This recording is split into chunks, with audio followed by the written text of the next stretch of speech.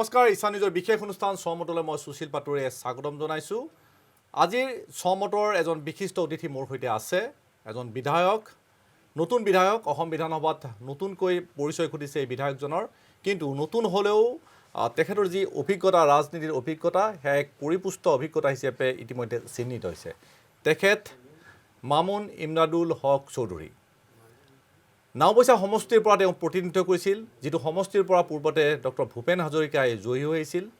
সেই একেটা সমষ্টিৰ পৰা মণি কুমাৰ চুব্বাৰ দৰে নেতা জয়ী হৈছিল, সঞ্জয় চুব্বা জয়ী হৈছিল, আৰু সেই সমষ্টিৰ পৰা এবাৰ প্ৰতিনিধিত্ব কৰিছে মামুন ইমদাদুল হক চৌধুৰীয়ে।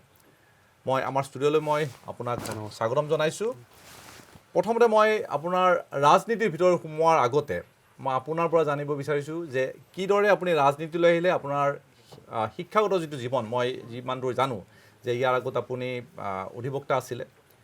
মই তাৰ পৰা আপোনাৰ আৰম্ভ কৰিব বিচাৰিছোঁ, কিভাৱে আপুনি ৰাজনীতিলৈ আকৰ্ষিত হ'ল? ৰাজনীতিটো আচলতে মোৰ ব্লাডত আছে। যেতিয়া মই প্ৰাথমিক বিদ্যালয়ত পঢ়োঁ, স্কুলখন একদম মোৰ ঘৰৰ ওচৰতে। আগত আপোনাৰ স্কুলত কেপ্টেইনসকলক প্ৰধানমন্ত্ৰী বুলি কয়। নিশ্চয়। চাফ চিকুণ কৰা যিসকল থাকে সিহঁতক চাফাই মন্ত্ৰী বুলি কয়। মন্ত্ৰী তেনেকুৱা আছিলে। হয়, আমিও পাইছিলোঁ। তাৰপিছত ছাৰে মানে মোক নবনায়, প্ৰধানমন্ত্ৰীও নবনায়, চাফাই মন্ত্ৰীও নবনায়, মই কান্দি থাকোঁ। তাৰপিছত মই ঘৰত গৈ দেউতাক বিচাৰ দিওঁ যে এনে ঘটনা, মোকতো ছাৰে একো মন্ত্ৰী চন্ত্ৰী নবনায়। তাৰপিছত ছাৰজন আকৌ মোৰ দেউতাৰ ছাত্ৰ।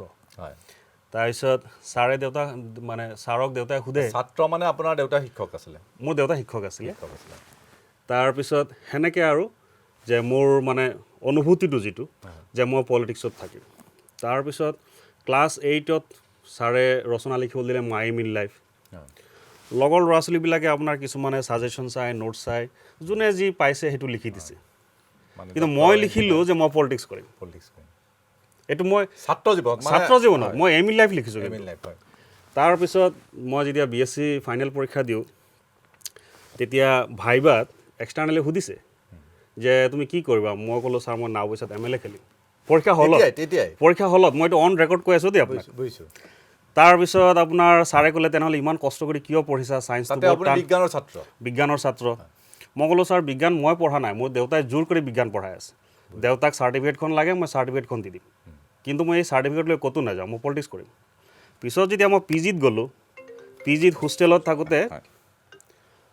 থাকোঁতে যেতিয়া পা পৰিচয় হয়, পুৰণা ল'ৰাসকলে, ছিনিয়ৰসকলে নতুন ল'ৰাবিলাকক পা পৰিচয় লয়, তেতিয়া সোধে তই কি কৰিবি? তেতিয়া মই কওঁ যে মই MLA হ'ম।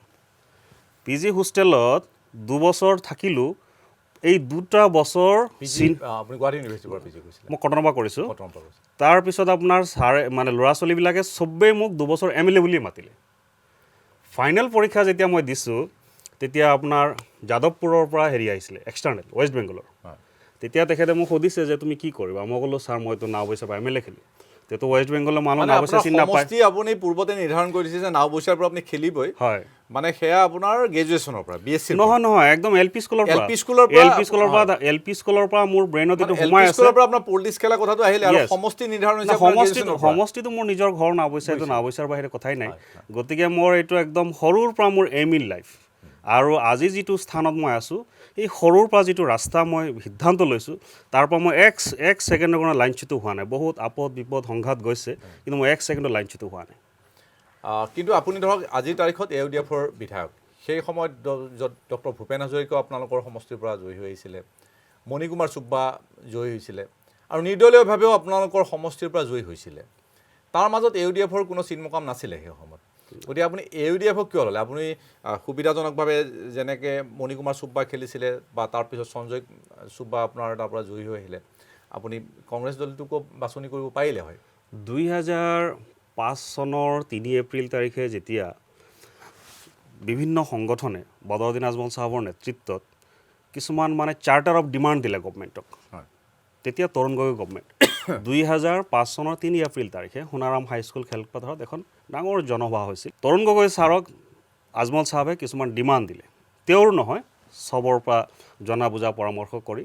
তাৰপিছত তেখেতে ক'লে যে 6 মাহৰ ভিতৰত এই ডিমাণ্ডখিনি আপুনি ফুলফিল কৰি দিব। তৰুণ গগৈ ছাৰে নোৱাৰিলে। তাৰ ঠিক 6 মাহমান পিছত আপোনাৰ এই দলটো গঠন হ'ল। আৰু সেই তেতিয়াৰ পৰা, সেই 3 এপ্ৰিলৰ পৰাই মই এই দলটোৰ 3 এপ্ৰিল, হয়, সেই 3 এপ্ৰিল দেই, প্ৰতিষ্ঠা লগ্নৰ আগৰ পৰাই মানে দলটো প্ৰতিষ্ঠা হোৱাৰ 6 মাহ আগৰ যিটো ৰিহাৰ্চেল সেই তাৰ পৰা মই দলৰ সৈতে জড়িত আজি 15 বছৰ ধৰি মই দলৰ লগত আছোঁ প্ৰতিষ্ঠা লগ্নৰ পৰা আছোঁ টিকটৰ ক্ষেত্ৰত আপোনাৰ কোনো নাই কোনো সংঘাত হোৱা নাই টিকট মাননীয় সভাপতি সাহেবে আজমল সাহেবে ভাবিছে যে ল'ৰাটোক টিকেট দিব লাগে তেখেতে দিছে তেখেতে মোক MLA যেনেকৈ বনাব লাগে যি ফৰ্মুলাত বনাব লাগে সেই ফৰ্মুলাত তেখেতে মোক জিকাই আনিছে মোৰ সমষ্টিত কেইবাবাৰ কেম্পেইন কৰিবলৈ গৈছে এইটো কোনো প্ৰব্লেম নাই তেখেতৰ প্ৰতি খুব লয়েল হয় বিভিন্ন সময়ত আপোনালোকৰ দলৰ পৰা বহু জ্যেষ্ঠ নেতা ওলাই আহিছে আৰু সকলোৱে এটা অভিযোগ আছিল যে বদৰুদ্দিন আজমলৰ একনায়কত্ববাদ চলে দলটোত এউডিএফত চলে চেয়াৰমান আলী ওলাই আহিল তাৰ আগত আৰু বিভিন্ন নেতাই দল ত্যাগ কৰিছে তেনেকুৱা হয় নেকি যে এতিয়ালৈকে দাদা আমিতো দেখা নাই মই আজি 15টা বছৰে তেখেত আমাৰ দলৰ সভাপতি আৰু এতিয়া মই দলৰ সাধাৰণ সম্পাদকৰ পদত আছোঁ আৰু বিধানসভাতো মই নতুনকৈ আহিছোঁ মইতো কোনোদিন এনেকুৱা মানে দেখা নাই কোনোদিনতো মই এনেকুৱা পোৱা নাই বৰঞ্চ মই এজন নতুন মানুহ মোকতো বহুত তেওঁলোকে এছেম্বলিত কথা ক'বলৈ সুবিধা দিছে পাৰ্টি চলোৱাৰ কাৰণে সুবিধা দিছে সাংগঠনিক দায়িত্ব দিছে মইতো এনেকুৱা কোনো একনায়কত্ব দেখা নাই প্লাছ তেখেতে আপোনাৰ ডেম'ক্ৰেটিকেলি ইলেক্টেড প্ৰেচিডেণ্ট আমিয়েই তেখেতক প্ৰেচিডেণ্ট বনাইছোঁ গতিকে যিসকলে তেখেতৰ বিৰুদ্ধে এই এলিগেশ্যনটো আনিছে এইটো কমপ্লিটলি বেছলেছ এলিগেশ্যন বিশেষকৈ দেখা গৈছে চেয়াৰমান আলী যিটো সময়ত চেয়াৰমান আলী এউডিএফত আছিল তেতিয়া দেখা গৈছিল যে চেয়াৰমান আলীৰ দৰে দ্বিতীয় এজন ডিভোটেড কৰ্মী এউডিএফত নাছিল বুলি ক'ব পাৰি তেখেতৰ যিসমূহ এক্টিভিটিজ আমি দেখিছিলোঁ বা বিধানসভাত যি ধৰণে তেওঁ এউডিএফক প্ৰতিনিধিত্ব কৰিছিল সেইফালৰ পৰা চাব গ'লে যে এউডিএফক আটাইতকৈ ভাল প্ৰতিনিধিত্ব কৰিছিলে চেয়াৰমান আলী আটাইতকৈ লয়েল যদি বিধায়ক আছিলে এউডিএফৰ কাৰণে চেয়াৰমান আলী আৰু সেই চেয়াৰমান আলী ওলাই আহিব বাধ্য হ'ল এতিয়া সেইটো তেখেতৰ কথা মই বাই নেম কাৰো কথা নকওঁ কিন্তু আপুনি যেতিয়া এটা পাৰ্টিৰ ছেটআপত থাকে কিছুমান পাৰ্টিৰ ৰুলছ ৰেগুলেশ্যন প্ৰচিডিঅ'ৰ ছিষ্টেম আপুনি মেইনটেইন কৰিব লাগিব এতিয়া আপুনি এটা চেনেল চলাই আছে আপোনাৰ যিটো ছিষ্টেম সেই ছিষ্টেমৰ বাহিৰত আপুনি যাব নোৱাৰে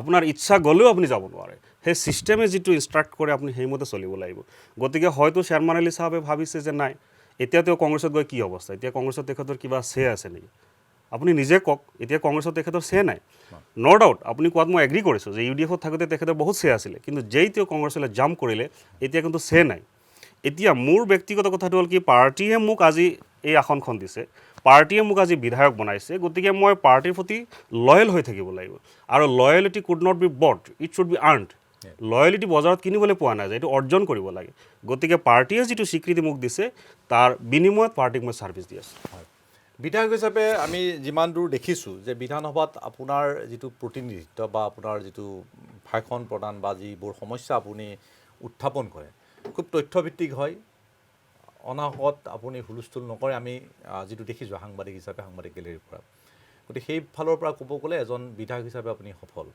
কিন্তু এই বিধায়ক হোৱাৰ পূৰ্বেও মই আপোনাক কৈছোঁ বিধায়ক হোৱাৰ পূৰ্বে আপোনাৰ এটা অন্য চিনাকি আছিল মই সেই চিনাকিলৈ মই যাম আপোনাৰ সেই চিনাকিলৈ যাম আপোনাৰ দুটাকৈ চিনাকি আছিলে মই সেই কথালৈ যাম কিন্তু বিধায়ক হিচাপে আপুনি বিধানসভাত যি পৰিৱেশ এটা দেখিছে এজন নতুন বিধায়ক হিচাপে সেই পৰিৱেশ লৈ আপুনি সন্তুষ্টনে প্ৰথম কথাটো হ'ল কি বিধায়ক কি লেজিছলেটৰ আমাৰ মেইন কামটো কি লেজিছলেশ্যন কৰা আইন বনোৱা ভাৰতবৰ্ষৰ সংবিধানে কাম পূৰা ভাগ কৰি দিছে জুডিচিয়াৰী এক্সিকিউটিভ এণ্ড লেজিছলেটিভ আমি লেজিছলেটিভৰ মানুহ ৰাইজে আমাক লেজিছলেশ্যন কৰিবলৈহে বিধায়ক বনাইছে legislator we are not contractor we are legislator আপোনাৰ কাম কৰিবৰ কাৰণে এক্সিকিউটিভ আছে ডিপাৰ্টমেণ্ট আছে আমি আইন বনাব লাগিব আমি পলিচি ছেটআপ কৰিব লাগিব যে ডিপাৰ্টমেণ্ট কেনেকৈ চলিব এইটো হ'ল আমাৰ ফাৰ্ষ্ট এণ্ড ফৰমষ্ট ডিউটি গতিকে সেই কথাখিনি যেতিয়া আপুনি লেজিছলেশ্যনত যাব লেজিছলেশ্যনত গ'লে ডেফিনেটলি আপোনাৰ ডাটাবেছ হ'ব লাগিব এইটো ভাষণবাজি কৰি লাভ নাই ফেক্টছ আৰু ফিগাৰত যাব লাগিব 1937 যেতিয়া আমাৰ অসম বিধানসভাৰ প্ৰথম বিধানসভা প্ৰতিষ্ঠা হৈছিল তাৰ গোটেই আপোনাৰ প্ৰচিডিংবিলাক এতিয়াও লাইব্ৰেৰীত আছে অসম বিধানসভাৰ লাইব্ৰেৰীত বহুত ডাটা আছে বহুত এইটো গ'লে গম পাব আপুনি গতিকে আনডিভাইডেড ইণ্ডিয়াৰ পৰা আছে মানে সেইবিলাক হয় ৰিচ লাইব্ৰেৰী এইটো স্বীকাৰ কৰিব লাগিব কোনোবা মানে বহুত কম বিধায়ক যায় সেইটো তেওঁলোকৰ নিজৰ কথা কিন্তু মই প্ৰায় যাওঁ গৈ যেতিয়া দেখোঁ 1937 আপোনাৰ এছেম্বলি ডিবেট আপোনাৰ প্ৰত্যেক মানে ডাঙৰ গোপীনাথ বৰদলৈ সৈয়দ ছাদুল্লাহ অক্ষয় কুমাৰ দাস বসন্ত কুমাৰ দাস হয় আছে তাত যদি আপুনি চাই ভাষণবিলাক চালে কিবা ভাল লাগে সেই পৰিৱেশটো ভাল লাগে মই চেষ্টা কৰোঁ যে অসমৰ মানে নাওবৈচাৰ মানুহে মোক বিধায়ক বনাইছে কিন্তু মোৰ ডেজিগনেশ্যনটো কি অসম বিধানসভাৰ সদস্য তাৰমানে এই গোটেই 3 কোটি 30 লাখ মানুহৰ আৱেগ অনুভূতিটো ইয়াত ৰিফ্লেক্ট হ'ব লাগিব কিন্তু এই ৰিফ্লেক্টটো কৰিবৰ কাৰণে হ'লে ক'ৰ পৰা গৈছোঁ আমি নাওবৈচাৰ পৰা গৈছোঁ নাওবৈচাৰ মানুহে বিধায়ক বনাইছে, কিন্তু চিন্তা আপুনি গোটেই অসম ভিত্তিত কৰিব লাগিব, তেহে আপুনি লিডাৰ হ'ব পাৰিব। অকল এটা পকেটত সোমাই থাকিলে নহ'ব। আৰু মই যেতিয়া বিধানসভাত কথাটো যিকোনো কথা ক'বলৈ চেষ্টা কৰোঁ, তেতিয়া মই এইটো অনুভৱ কৰোঁ যে অসম বিধানসভাৰ মই সদস্য, কিন্তু নাওবৈচাক প্ৰতিনিধিত্ব কৰিছোঁ ঠিকেই, কিন্তু সমগ্ৰ অসম বিধানসভাৰ মই সদস্য। এই কথাটো মই ইয়াত ৰাখি মই কাম কৰাৰ চেষ্টা কৰোঁ।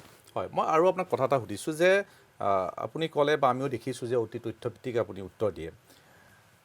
শাসক দলৰ, মই আপোনাক পাৰ্টিকুলাৰলি সুধিছোঁ যে শাসক দলৰ কোনজন মন্ত্ৰী বা কোনজন বিধায়কৰ প্ৰশ্নৰ উত্তৰ বা আপুনি প্ৰশ্ন কৰিলে তেওঁ উত্তৰ দিলে আকৌ তাৰ আপুনি ধৰক প্ৰতি উত্তৰ দিব লগা হয় বহু সময়ত, কোনজন মন্ত্ৰী বা কোনজন বিধায়কৰ ক্ষেত্ৰত আপোনাৰ বেছি সমস্যা হয়? মই নাম নকওঁ, মিনিষ্ট্ৰী এখন কালেক্টিভ ৰেছপনচিবিলিটি চলে, সামূহিক দায়িত্ব মানে দায়বদ্ধতা তেখেতসকল চলে। আটাইকেইজন মন্ত্ৰীয়ে ভাল, মই বাই নেম কাকো ক্ৰিটিচাইজ নকৰোঁ। বাই চান্স কেতিয়াবা যদি কিবা প্ৰব্লেমো হয়, মোৰ হাতত যদি কিবা তথ্য থাকে, মই তেখেতক দি দিওঁ যে দাদা এইটো এনেকৈ ৰিপ্লাইটো এনেকৈ হ'লে ভাল হয়, কিন্তু মই কণ্ট্ৰভাৰ্চিত নাযাওঁ। মানুহ ৰেচপেক্ট কৰিব লাগিব, ৰাজনীতি ৰজাৰ খেলা। এজন মন্ত্ৰী আপোনাৰ লেখীয়া মোৰ লেখীয়া মানুহে, যিকোনো এজন মন্ত্ৰী আপোনাৰ লেখীয়া মোৰ লেখীয়া মানুহে, তেখেতৰো ক'ৰবাত কিবা শ্লিপ হ'ব পাৰে, সেইটো লৈ এছেম্বলিত হাল্লা কৰিতো লাভ নাই। কালি যদি মোৰ হৈ যায় এনেকুৱা শ্লিপ, এই কাম মই কেতিয়াও নকৰোঁ। আজি তেওঁলোকক মানুহে ভোট দিছে, তেওঁলোক মন্ত্ৰী হৈছে, তেওঁলোকৰ পাৰ্টীয়ে তেওঁলোকক মিনিষ্ট্ৰী দিছে, গতিকে এইটো তেওঁলোকৰ এটা ৰেচপেক্ট, আমি ৰেচপেক্ট কৰিব লাগিব, আমি সন্মান কৰিব লাগিব। আজিলৈকে আপুনি যদি মোৰ 4.5 এছেম্বলিৰ প্ৰচিডিং চাই, কোনো মন্ত্ৰীৰ লগত মোৰ কোনো সংঘাত হোৱা নাই। আৰু এইজন মন্ত্ৰী ভাল, সেইজন মন্ত্ৰী বেয়া, এইটো মই কোনোদিন যোৱা নাই। প্ৰত্যেকজন মন্ত্ৰীয়েই সন্মানজনক আসনত আছে আৰু প্ৰত্যেকজনকে আমি সন্মান কৰিব লাগিব। 3,30,00,000 মানুহৰ পৰা গৈ এজন মন্ত্ৰী হোৱা, এতিয়া অসমত মাত্ৰ 18জন মন্ত্ৰী আছে, এটা পৰ্টফলিঅ'টো খালী আছে, 19জন হ'ব পাৰে। এই 18জন মানুহ 3,30,00,000 মানুহৰ পৰা আহিছে, এইটো কিন্তু ডাঙৰ কথা, কিন্তু ইমান সহজ নহয় এইটো। গতিকে এজন মন্ত্ৰী কাৰোবাৰ কিবা ধৰক ক'ৰবাত কিবা লেপছ থাকিলেও মই সেইটোত ক্ৰিটিচাইজ নকৰোঁ। এইটো তেওঁ এখন অসমক নেতৃত্ব দিছে, মই সদায় তেওঁৰ লিডাৰশ্বিপটোহে চাওঁ। হয়, মই আৰু এটা কথা সুধিছোঁ আপোনাক যে প্ৰায় লক্ষ্য কৰা যে চৰকাৰৰ যিকোনো কামক UDF বা বিৰোধী দলৰ সদস্যসকলে নিশ্চয়কৈ বিভিন্ন ক্ষেত্ৰত সেইটো ক্ষেত্ৰত প্ৰতিবাদ কৰে বা কেতিয়াবা সংগঠনৰ কাৰণে প্ৰস্তাৱ দিয়ে আৰু এটা হুলস্থুল পৰিৱেশৰ সৃষ্টি হয়, যিটো কাৰণে অধ্যক্ষই প্ৰতিটো সময়তে ৰুলিং দিব লগা হয়। গতিকে এই ধৰণৰ পৰিস্থিতি এটা হয়। এইবাৰো হৈছে, এইবাৰো যেতিয়া মাদ্ৰাছা যিখন বিধেয়ক আহিলে মাদ্ৰাছা বন্ধৰ কাৰণে, আছাম ৰিবিলিং এক্ট 2020, সেইখন লৈও UDFে হুলস্থুল কৰিলে বা কংগ্ৰেছেও কৰিলে আৰু আপোনালোকে সভাগৃহ ত্যাগ কৰিলে।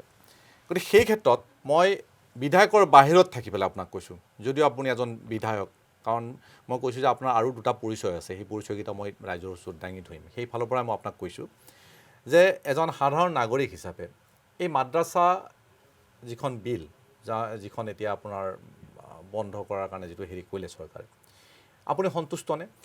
এজন সাধাৰণ নাগৰিক হিচাপে মই সুধিছোঁ, কাৰণ আপুনি উচ্চ শিক্ষিত, আপুনি বিজ্ঞানৰ শিক্ষাৰে শিক্ষিত, গতিকে আধুনিক শিক্ষা আপুনি পাইছে। সেইফালৰ পৰা মই কৈছোঁ, এজন সংখ্যালঘুৰ নেতা হিচাপেও মই আপোনাক কৈছোঁ যে সংখ্যালঘু জনতাকো আপুনি প্ৰতিনিধিত্ব কৰিছে, সাধাৰণ জনতাকো আপুনি প্ৰতিনিধিত্ব কৰিছে। তাৰ পিছতো মই আপোনাক কৈছোঁ যে উচ্চ শিক্ষাৰে যিহেতু আপুনি শিক্ষিত, বিজ্ঞান শিক্ষাৰে শিক্ষিত, এই আইনখন আপুনি সমৰ্থন কৰে নে নকৰে? সংখ্যালঘুৰ ক্ষেত্ৰত মই আপোনাক এটা কথা মোৰ ফালৰ পৰা ক্লিয়াৰ কৰি দিব বিচাৰিছোঁ। সংখ্যা গুৰু আৰু সংখ্যা লঘু এই কনচেপ্টটো অল ফৰ ওৱান্স ফিনিছ হ'ব লাগে, আজীৱনৰ কাৰণে শেষ হ'ব লাগে। মই এইটো বেয়া পাওঁ যে অমুক সংখ্যা লঘু, অমুক সংখ্যা গুৰু, এইবিলাক বহুত হ'ল, এইবিলাক আৰু হ'ব নালাগে। আৰু সেইকাৰণে চাব, মই প্ৰায়ে যেতিয়া সুবিধা পাওঁ কৈ থাকোঁ যে অসমত কোনোদিন সংখ্যালঘু মানুহ মুখ্যমন্ত্ৰী হ'ব নালাগে। মই আহিম সেই কথালৈ, আপুনি কিতাপ এখন লিখিছে, সেইটো লৈ পেলাই মই গতিকে মই সংখ্যালঘু বুলি কোৱাৰ কাৰণে মই এইটো কৈছোঁ। আপোনাৰ আৰু মোৰ মাজত কোএক্সিষ্টেঞ্চ হ'ব লাগিব, সহাৱস্থান হ'ব লাগিব, সেনেকৈ অসম চলিব। নেক্সট আহোঁ, আপুনি মাদ্ৰাছাৰ যিটো কথা ক'লে, এইটো এটা লেজিছলেটিভ প্ৰচেছ। ডেম'ক্ৰেচিটো আল্টিমেটলি যিমানে আপুনি আইডিঅ'লজিৰ কথা নকওক, আদৰ্শৰ কথা নকওক, ভাল ভাল কথা নকওক, আল্টিমেট এণ্ডিংটো আপোনাৰ এইটো হ'ল গেম অফ নাম্বাৰ্ছ, সংখ্যাৰ খেলা। এতিয়া আমাৰ অপজিশ্যনৰ সংখ্যা কিমান আছে? কংগ্ৰেছৰ 20জন আছে, আমাৰ কিমান আছে? 14জন আছে। 20 + 14 কিমান হ'ল? 34। Out of 126 we have only 34 MLA। গতিকে আমি কি কৰিব পাৰোঁ? ডেম'ক্ৰেটিক ছিষ্টেমত, পাৰ্লিয়ামেণ্টাৰী ছিষ্টেমত, লেজিছলেটিভ ছিষ্টেমত আপোনাৰ অবজেকশ্যন দিয়াৰ আমাৰ স্ক'প আছে। পাৰ্লিয়ামেণ্টখন বা এছেম্বলিখন কি? আমি অপজিশ্যনে মানে গভৰ্ণমেণ্টে প্ৰপ'জ কৰিব, আমি অপ'জ কৰিম, স্পীকাৰে ডিছপ'জ কৰিব। Propose, oppose and dispose.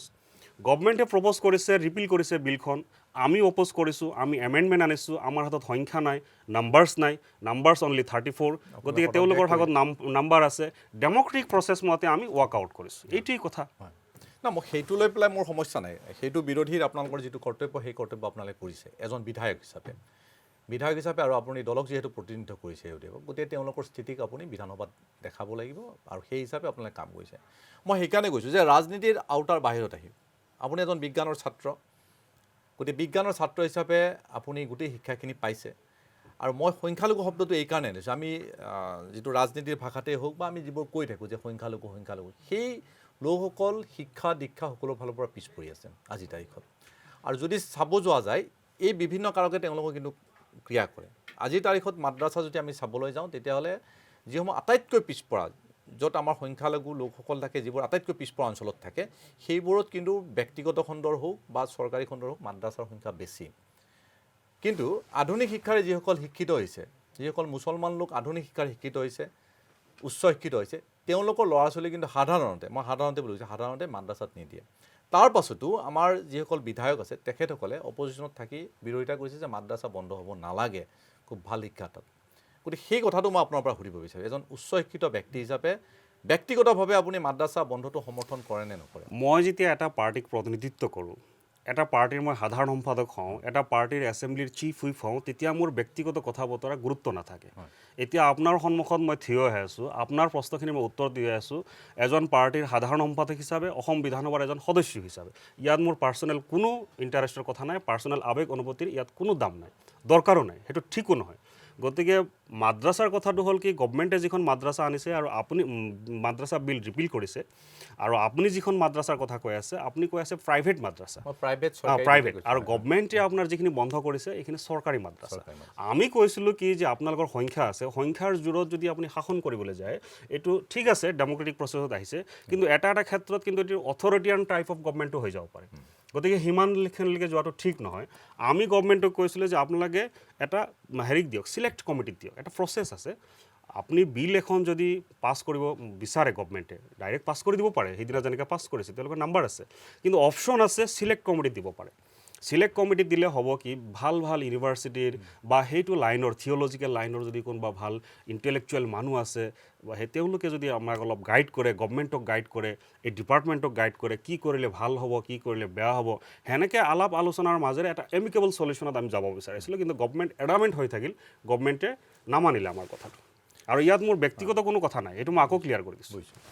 মই ৰাজনীতিৰ পৰা ওলাই আহি মই আৰু অন্য কথা কেইটামান, মই পূৰ্বতে কৈছোঁ যে আপোনাৰ আৰু সুকীয়া দুটাকৈ পৰিচয় আছে, যে ৰাজনীতিত প্ৰৱেশৰ পূৰ্বে আপুনি অধিবক্তা হিচাপে কৰ্মজীৱন আৰম্ভ কৰিছিলে, আৰু তাৰ পূৰ্বেও বা তাৰ সমান্তৰালভাৱে আপুনি লিখা মেলা কৰিছিলে। বিশেষকৈ আপুনি অসম বাণী কাকতত খুব চিন্তাগধুৰ কিছু প্ৰবন্ধ আপুনি লিখিছিলে, বিভিন্ন প্ৰবন্ধ লিখিছিলে। গতিকে সেই লিখা যিবোৰৰ কথা মই আপোনাৰ পৰা অলপ জানিব বিচাৰিছোঁ। প্ৰথম লিখা কেতিয়া আপোনাৰ ওলাইছিলে, প্ৰকাশ হৈছিলে? অধিবক্তা যে মই হৈছোঁ, এইটো মোৰ আচলতে মোৰ প্ৰফেশ্যন, আৰু মই খুব ভাল পাওঁ। কোৰ্টত যেতিয়া এটা শব্দ লৈ যেতিয়া আৰ্গুমেণ্ট চলে, এইটো খুব মনৰ খোৰাক, মই ভাল পাওঁ এইটো। মই বাই চইচ কিন্তু এডভকেট, বাই চইচ মই পলিটিচিয়ান, মই কোনো ফ'ৰ্চফুলি অনা নাই। কিন্তু পলিটিক্সত মই বাই চইচ MLA, বাই চান্স নহয়। কিন্তু প্ৰফেশ্যনটো এডভকেটটো মই কিন্তু বাই চইচ। মই ভাল কেৰিয়াৰত যাব পাৰিলোঁ হয়, মই ধুনীয়া এডমিনিষ্ট্ৰেটিভ লাইনত যাব পাৰিলোঁ হয়, বহুত ভাল কেৰিয়াৰত যাব পাৰিলোঁ। কিন্তু মই এডভকেচিটো বাছি লৈছোঁ এইকাৰণেই, ইয়াত ডাঙৰ ফিল্ড আছে, ৰিস্ক আছে, আৰু ন' ৰিস্ক ন' গেইন, সেইটো মোৰ প্ৰফেশ্যন এডভকেটটো, মই ক্লিয়াৰ কৰি দিছোঁ। বাকী সুধিলে আপুনি লিখা মেলাৰ কথাটো, সৰুৰ পৰা আমাৰ ঘৰত অগ্ৰদূত পেপাৰখন লয়, 3দিনীয়া অগ্ৰদূতত মই ভাৰতবৰ্ষৰ বিভিন্ন ৰাজ্যৰ আপোনাৰ মুখ্যমন্ত্ৰীৰ নাম, সৰু এই অকণিৰ যিটো চেপ্টাৰ থাকে ল'ৰা ছোৱালীৰ কাৰণে, তাত পেজখনৰ নামটো মই পাহৰিছোঁ, এখন পেজ আছিলে ফিক্সড অকল সৰু ল'ৰা ছোৱালীৰ কাৰণে, তাত মই তেতিয়াই লিখোঁ। যিখন 3দিনীয়া অগ্ৰদূত আছিল, দৈনিক অগ্ৰদূতখন? হয়, দৈনিক অগ্ৰদূত নহয়, 3দিনীয়া অগ্ৰদূত আছিল। তাত আপোনাৰ বিভিন্ন ৰাজ্যৰ মুখ্যমন্ত্ৰীসকলৰ নাম কেতিয়াবা ওলায় সৰুকৈ, কেতিয়াবা আপোনাৰ ৰাজ্যপালসকলৰ নাম ওলায়, কেতিয়াবা ভাৰতবৰ্ষৰ একদম সৰু কথাবিলাক ওলায়। সেনেকৈ গৈ লাহে লাহে মই লিখিবলৈ ল'লোঁ, বিভিন্ন ক্ষেত্ৰত মই লিখিবলৈ ল'লোঁ। তাৰপিছত যেতিয়া কলেজলৈ গ'লোঁ, PG আহিলোঁ, ল' পঢ়িলোঁ, তেতিয়া আৰু লিখিবলৈ ল'লোঁ। অগ্ৰদূত ওলায়, আৰু মেক্সিমাম আপোনাৰ অসম বাণীত ওলায়। আপোনাৰ সৰ্বানন্দ সোণোৱাল ডাঙৰীয়াই যেতিয়া আপোনাৰ এই SGBৰ সাধাৰণ সম্পাদক প্লাছ প্ৰাইমেৰী মেম্বাৰশ্বিপ এৰি BJPত জইন কৰিলে, তেতিয়া কিন্তু BJPৰ অৱস্থা ভাল নহয়। তেতিয়া মই এটা আৰ্টিকল লিখিছিলোঁ যে আজি হয়তো বিজেপিৰ অৱস্থা ভাল নহয়, যদি বিজেপিৰ অৱস্থা তেখেতে ভাল কৰিব পাৰে তেনেহ'লে সৰ্বানন্দ হয়তো আনন্দলৈ ৰূপান্তৰিত হ'ব পাৰে মুখ্যমন্ত্ৰী। এই আনন্দ শব্দটো মই ইউজ কৰিছিলোঁ, সেই তেওঁ যেতিয়া জইন কৰিছে আজি ইমান বছৰ আগত, সেইটো কিন্তু যোৱা ইলেকশ্যনত বিজেপি ইউজ কৰিছে। মই কোৱাৰ কাৰণে কৰিছে সেইটো নহয়, এইটো তেওঁলোকৰ কনচেপ্ট আছে, কিন্তু মই এইটো আজি 10 বছৰমান আগতে লিখিছিলোঁ। গতিকে সেইটো মোৰ লিখাটো ছাইডটো বেলেগ, এইটো মই মনৰ খোৰাকৰ কাৰণে লয়। এতিয়া চাওক, একদম ক্লিয়াৰ কৰি দিছোঁ মই আপোনাক, আমি যেতিয়া এডভকেচি লাইনত থাকোঁ কেনেকুৱা মানুহৰ লগত চলোঁ আপুনি জানে, বুজি পাইছে আপুনি? এডভকেচি লাইনত চলিলে কেনেকুৱা মানুহৰ লগত চলিব লাগে। প্লাছ পলিটিক্সত আমি থাকোঁ, চাৰিওফালৰ পৰা প্ৰেছাৰত থাকোঁ, গতিকে নিজৰ মনৰ খোৰাকটো লাগিব, নিজৰ মনৰটো শান্তি দিব লাগিব। গতিকে মনৰ খোৰাকটো হ'লে এই লিখা মেলা কৰা, পঢ়া শুনা কৰা, লিখা মেলা কৰা, এইটো বেষ্ট মানে ৰাস্তা আৰু নিজৰ ব্ৰেইনটোক বেলেঞ্চটো মিলাই ৰাখিবৰ কাৰণে। সেইটো আপুনি প্ৰমাণ কৰি দেখুৱাইছে। মোৰ হাতত দুখনকৈ আপোনাৰ সদ্য প্ৰকাশিত দুখনকৈ কিতাপ আছে, ভাৰতীয় ৰাজনীতিত মিত্ৰজোঁট, অতি গুৰুত্বপূৰ্ণ কিতাপ। মই ইয়াৰ যিসমূহ প্ৰবন্ধ দেখিছোঁ অতি গুৰুত্বপূৰ্ণ। আৰু এখন আছে মুখ্যমন্ত্ৰিত্বৰ ভয়, এইখন এখন আপোনাৰ সংকলন, প্ৰবন্ধ সংকলন। আৰু ইয়াত দেখা গৈছে যে আপুনি বিভিন্ন সময়ত অসমবাণী নাইবা বিভিন্ন কাকতত লিখা আপুনি প্ৰবন্ধ ইয়াত উল্লেখ কৰিছে।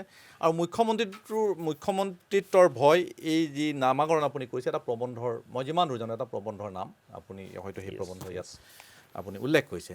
আৰু আজিৰ প্ৰেক্ষাপটত যদি চাব যোৱা যায়, মুখ্যমন্ত্ৰিত্বৰ ভয় যিটো, সেইটো আজিও প্ৰাসংগিক। আৰু সেইটো আপুনি লিখিছিলে যে সংখ্যালঘুৰ, আমি যি কওঁ যে মুছলমানৰ পৰা মুখ্যমন্ত্ৰী হ'ব বা এই ধৰণৰ যি ধৰণৰ এটা কথা ওলায় নিৰ্বাচনৰ পূৰ্বে, এইবাৰো ওলাইছে তেনেধৰণৰ কথা। আৰু সেই বিষয়টো লৈ পেলাই হয়তো আপুনি এইটো লিখিছিলে, বহুদিন আগতে আপুনি লিখিছিলে।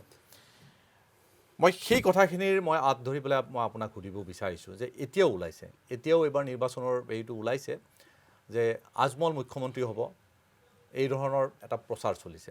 এই গোটেই প্ৰসংগটোত আপোনাৰ সেই প্ৰবন্ধ আৰু বৰ্তমানৰ পৰিস্থিতি, সেই সন্দৰ্ভত মই আপোনাৰ পৰা জানো। প্ৰবন্ধটো লিখা বহুত দিন হ'ল। হয়, এইটো আচলতে এটা মানসিক প্ৰেছাৰ লৈ আমি সদায় ঘূৰি ফুৰোঁ, হয়, অলপ বেলেগ চকুৰে আমাক চোৱা হয়।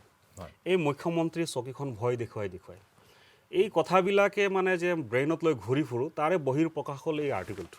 এই আৰ্টিকলটো একজেক্ট ডেটটো মই পাহৰিছোঁ, নিয়মীয়া বাৰ্তা পেপাৰখনত ওলাইছিলে বহুত দিন হ'ল। সেই আৰ্টিকলটোৱে মই ইয়াত ইনক্লুড কৰিছোঁ। আৰু ইয়াত মোৰ পাৰ্চনেল প্ৰপ'জেল, মই নিজেহে লিখিছোঁ, মোৰ নিজৰ কথাখিনি লিখিছোঁ। গতিকে মোৰ ইয়াত প্ৰপ'জেল দিছোঁ যে অসমত কোনো দিন, আকৌ কৈছোঁ মই, অসমত কোনো দিন ধৰ্মীয় সংখ্যালঘু মানুহ মুখ্যমন্ত্ৰী হ'ব নালাগে। এইটো মোৰ পাৰ্চনেল ভিউ। কিয় নালাগে? আপুনি যদি এই কথাটো মই বহুত জেগাত বহুতবাৰ সভাই সমিতিয়ে লিখা মেলাত মই ক্লিয়াৰ কৰিছোঁ, আজি আকৌ আপোনাৰ সন্মুখত ৰিপিট কৰিছোঁ। আনোৱাৰা টাইমৰ অসমৰ মুখ্যমন্ত্ৰী হোৱাটো অসমৰ এটা ঐতিহাসিক ভুল, হিষ্ট্ৰিকেল ব্লাণ্ডাৰ। মোক কোনোবাই দুখ দিব পাৰে, গালি পাব পাৰে, মই মানসিকভাৱে প্ৰস্তুত গালি শুনিবৰ কাৰণে, কিন্তু আনোৱাৰা টাইমৰ অসমৰ মুখ্যমন্ত্ৰী হোৱাটো এটা হিষ্ট্ৰিকেল ব্লাণ্ডাৰ। আপোনাৰ 79ত যেতিয়া আপোনাৰ এই অসম আন্দোলন আৰম্ভ হ'ল, অসম আন্দোলন কি হওক কেন্দ্ৰ কৰি কি ছাবজেক্টৰ ওপৰত আন্দোলন হৈছে সেইটোতো আৰু বুজাই কোৱাৰ দৰকাৰ নাই। সেইটো মুহূৰ্তত যেতিয়া অসম এনেকৈ জ্বলি আছে এটা কমিউনিটিৰ বিৰুদ্ধে আৰু এটা ভুল কনচেপ্ট লৈ, সেইটো সময়ত আনোৱাৰা টাইমৰ মুখ্যমন্ত্ৰী হ'ব নালাগিছিল। যেই আনোৱাৰা টাইমৰ মুখ্যমন্ত্ৰী হৈ গ'ল, আন্দোলনৰ স্পীডটো আৰু বাঢ়ি গ'ল। 83 এইবিলাক প্ৰমাণ, 83 ঘটনাবিলাক প্ৰমাণ। মই আজি বুকুত হাত দি ক'ব পাৰোঁ, যদি সৈয়দ আনোৱাৰা টাইমৰ 1980 চনত মুখ্যমন্ত্ৰী নহ'ল হয়, তেনেহ'লে 83 চনৰ দৰে দুৰ্ভাগ্যজনক ঘটনা অসমৰ হিষ্ট্ৰীত নঘটিলে হয়। গতিকে অসমৰ হিষ্ট্ৰীত কোনো দিন ইছলাম ধৰ্মাৱলম্বী মানুহ অসমত মুখ্যমন্ত্ৰী হ'ব নালাগে। গতিকে এটা হ'ল নাম্বাৰ 1। এতিয়া চাওক, আমি পাৰ্চেণ্টেজ কিমান সংখ্যালঘু মানুহ, যদিও মই ৱৰ্ডটো ইউজ কৰিলে মই বেয়া পাইছোঁ, সংখ্যাগুৰু কনচেপ্টটো থাকিব নালাগে।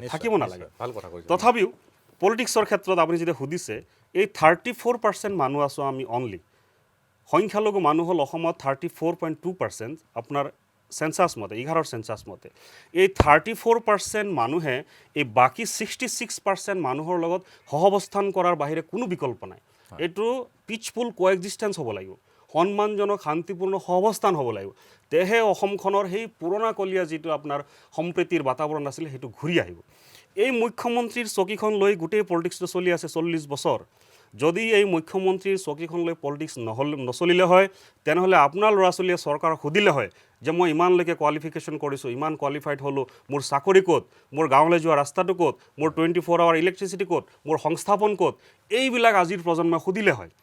যেতিয়া এই চকীখন ভয় নাথাকিলে হয় এই চকীখনৰ ভয়খন ঠিক ইলেকশ্যনৰ আগমুহূৰ্তত দেখুৱাই দিয়া হয় এই যে সৰু ল'ৰা ছোৱালী বাঘ আহিলে কৈ মানুহক মানে ল'ৰা ছোৱালীক টোপনি যোৱা হয় এই খেলখন চলি আছে 40টা বছৰে সেইকাৰণে মই কৈছোঁ যে সংখ্যালঘু কমিউনিটিৰ ফালৰ পৰা এই প্ৰপ'জেলটো আহিব লাগে যে কোনোদিন অসমত ধৰ্মীয় সংখ্যালঘু মানুহ মুখ্যমন্ত্ৰী নহয় তেতিয়া গণতান্ত্ৰিকভাৱেতো সেইটো সম্ভৱ নহয় এই কাৰণে নহয় কাৰণ গণতান্ত্ৰিক এটা ব্যৱস্থাত যিকোনো ব্যক্তি যিকোনো ধৰ্মাৱলম্বী লোক ভাৰতৰ দৰে দেশখনত মোক কথাটো ক'বলৈ দিয়ক গণতান্ত্ৰিক ব্যৱস্থাত পাৰে কিন্তু আমি কৈছোঁ কি আমি নহওঁ যিহেতু কি এই চকীখনৰ ভয় দেখুৱাই মানে গোটেই ৰাজনীতিৰ চলি আছে গতিকে এই ভয়টো জীৱনৰ কাৰণে শেষ কৰিব লাগে এটা তথ্য মই আপোনাক দিওঁ ভাৰতবৰ্ষ স্বাধীনতাৰ আগত মুখ্যমন্ত্ৰীৰ চকীখন লৈ সদায় সৈয়দ ছাদুল্লাহ আৰু গোপীনাথ বৰদলৈৰ মাজত সংঘাত চলি থাকে আপুনি শুনিলে আচৰিত হ'ব ৰূপনাথ ব্ৰহ্ম ভীমবৰ দেউৰীৰ লেখীয়া ট্ৰাইবেল লিডাৰ ছাদুল্লাহৰ আণ্ডাৰত মন্ত্ৰী আছিলে এই কথা কোনো মিডিয়াই নকয়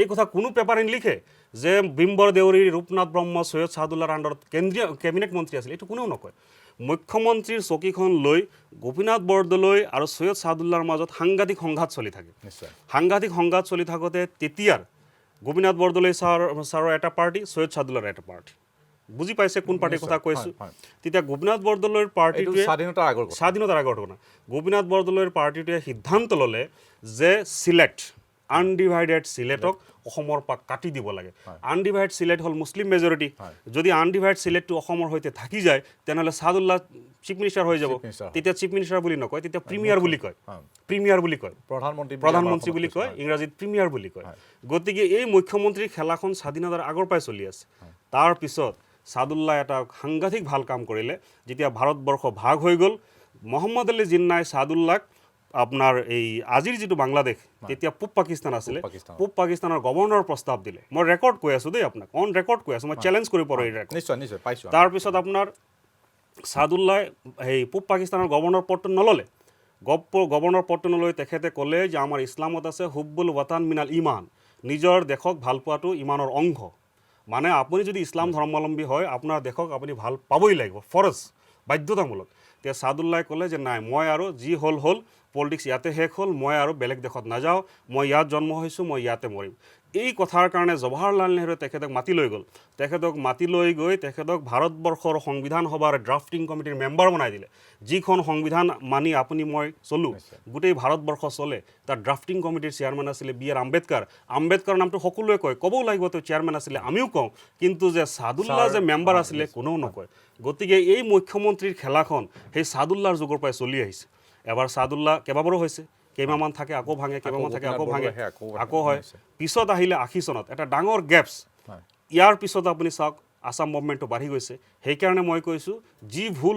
হ'ল এতিয়া আৰু আমাৰ নতুন যিটো জেনেৰেশ্যন আহি আছে সেইকাৰণে এই খেলাখন দেখুৱাই ডেভেলপমেণ্টৰ পৰা মানুহবিলাক আঁতৰাই ৰাখে নতুনকৈ উঠি অহা ল'ৰা ছোৱালীবিলাকক সংস্থাপনৰ পৰা আঁতৰাই ৰাখে এটা ইজি পলিচি তেওঁলোকে পাই লৈছে ভয় দেখুৱাই দিয়ে ভোট লৈ গুচি আহে নিশ্চয় এই ভয়টো নাইকিয়া কৰি দিব এই প্ৰবন্ধটো আপুনি বহুদিন আগত লিখিছিলে যদিও আজিও তাৰ প্ৰাসংগিকতা আছে আৰু সেই প্ৰসংগতে মই আপোনাক এই বিশেষ কথাটো সুধিলোঁ আৰু আপুনি ক'ব পাৰি যে আৱেগিকভাৱে কৈছে যে মুছলমান ধৰ্মাৱলম্বী লোকে অসমত মুখ্যমন্ত্ৰী হ'ব নালাগে আৰু যিটো আপুনি আনোৱাৰ টাইমুৰৰ কথা ক'লে ছাৰ সৈয়দ ছাদুল্লাহৰ কথা আপুনি উল্লেখ কৰিলে আৰু সেইবোৰ তথ্যৰ ভিত্তিত আপুনি বিশদ বৰ্ণনা দিলে আৰু আপোনাৰ সেই কিতাপৰ প্ৰসংগ আমি উত্থাপন কৰিলোঁ আলোচনা হ'ল ইয়াৰ মাজত আৰু এটা চৰ্চিত বিষয় মাজতে আৰু এটা বিষয় চৰ্চা হৈছিল যে অসমত আৰু সংখ্যালঘু কথাটো যদিও আপুনি বেয়া পায় তথাপিতো মই কৈছোঁ যে সংখ্যালঘু ভোটাৰক আকৰ্ষিত কৰাৰ কাৰণে কিছু দেৱাল লিখন হৈছিল তাত কোৱা হৈছিলে যে আছাদুদ্দিন ওৱেইচিছৰ কথা কোৱা হৈছিল যেতিয়া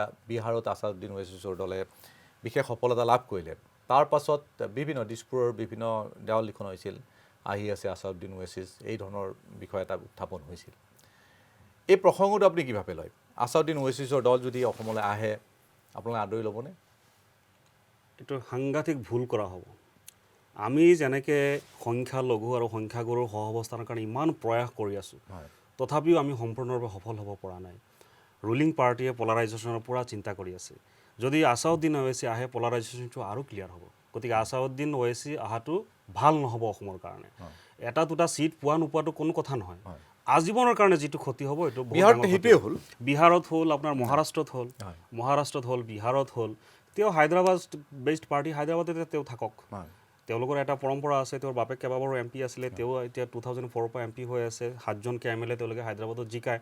এটা সাব ৰিজনাল ফ'ৰ্চ, আপুনি ৰিজনাল ফ'ৰ্চ বুলি ক'ব নোৱাৰে, এটা সৰু হায়দৰাবাদ কেন্দ্ৰিক, গোটেই তেলেংগানাতো তেওঁলোকৰ অস্তিত্ব নাই। কিন্তু এইবাৰহে মহাৰাষ্ট্ৰত ঔৰংগাবাদৰ পৰা তেওঁলোকে ইমতিয়াজ জলিলক জিকাই আনিছে।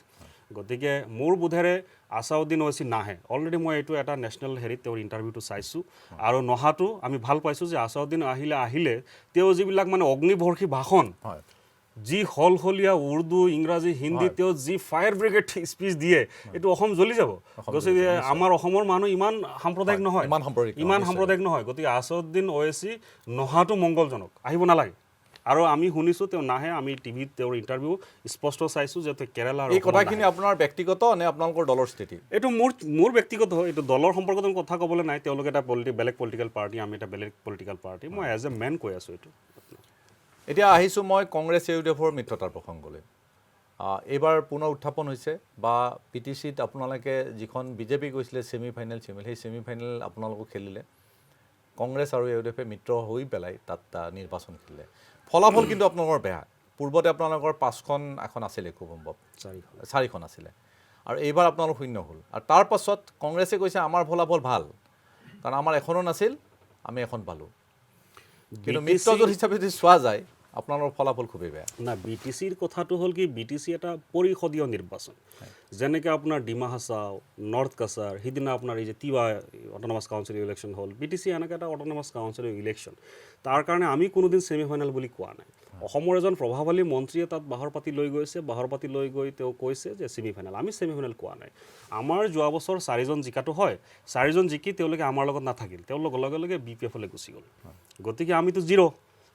যোৱা লাষ্ট ইলেকশ্যনত যদিও মানুহে UDF-ক 4টা ছিট দিছিল, কিন্তু তেওঁলোকে লগে লগে BPF-ত গুচি গ'ল। আমি 0ৰ পৰাই খেলিছোঁ, আমি ক'তনো হেৰুৱালোঁ? আমাৰতো নাছিলেই। তাৰপিছত আমি কংগ্ৰেছ আৰু UDF-এ, কংগ্ৰেছতো আজি 15 বছৰ পৰা তাত কেণ্ডিডেটে দিয়া নাই, ফাৰ্ষ্ট টাইম তেওঁলোকে তাত কেণ্ডিডেট দিছে। গতিকে ৰিপুণ বৰাটো একো ভুল কথা কোৱা নাই সেইটো।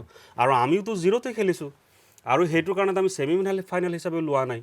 গতিকে এটা ভুল কনচেপ্ট বিজেপি দিবলৈ চেষ্টা কৰিছে। হয়, আপুনি ক'লে এজন প্ৰভাৱশালী মন্ত্ৰী কোন সেইটো অসমৰ জানিছে।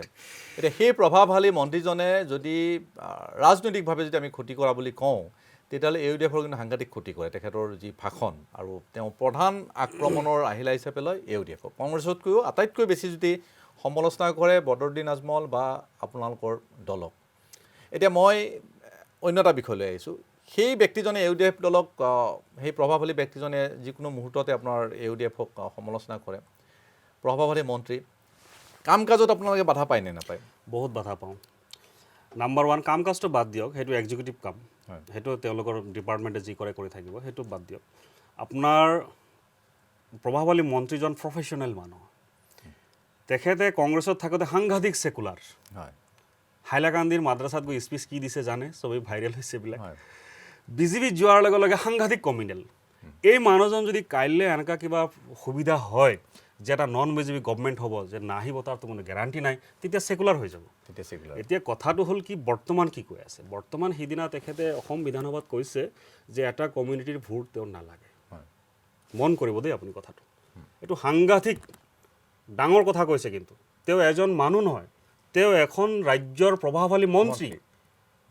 আপুনি সুশীল পাটোৱাৰী হিচাপে ক'লে যিটো বেলেগ কথা হ'ব, ইয়াৰ এডিটৰ ইন চিফ বুলি ক'লে কথাটো বেলেগ হ'ব। তেখেতে হাউচত বহি তেওঁ কৈছে যে এটা কমিউনিটিৰ ভোট নালাগে, এটা মাৰাত্মক কথা তেখেতে কৈছে। আৰু মাননীয় মুখ্যমন্ত্ৰী আছে, অনাৰেবল গভৰ্ণৰ আছে, তেওঁলোকে কোনো একশ্যন লোৱা নাই। আচলতে তেওঁৰ ওপৰত একশ্যন হ'ব লাগিছিলে। প্ৰধানমন্ত্ৰী মোদী ডাঙৰীয়াই কয় সবকা সাথ, সবকা বিকাশ প্লাছ সবকা বিশ্বাস। তেওঁলোকৰ দলৰ নেতা, প্ৰাইম মিনিষ্টাৰটো সকলোৰে, কিন্তু তেওঁলোকৰ দলৰ নেতা। আকৌ তেওঁলোকৰ দলৰ এজনে মন্ত্ৰীয়ে ইয়াত কয় যে এইটো কমিউনিটিৰ আমাক ভোট নালাগে। গতিকে এনেকুৱা মানসিকতাত আচলতে চৰকাৰ চলাব নালাগে। যেতিয়া ইলেকশ্যন জিকাৰ পিছত আপুনি সকলোৰে মন্ত্ৰী, সকলোকে লৈ চলিব লাগে।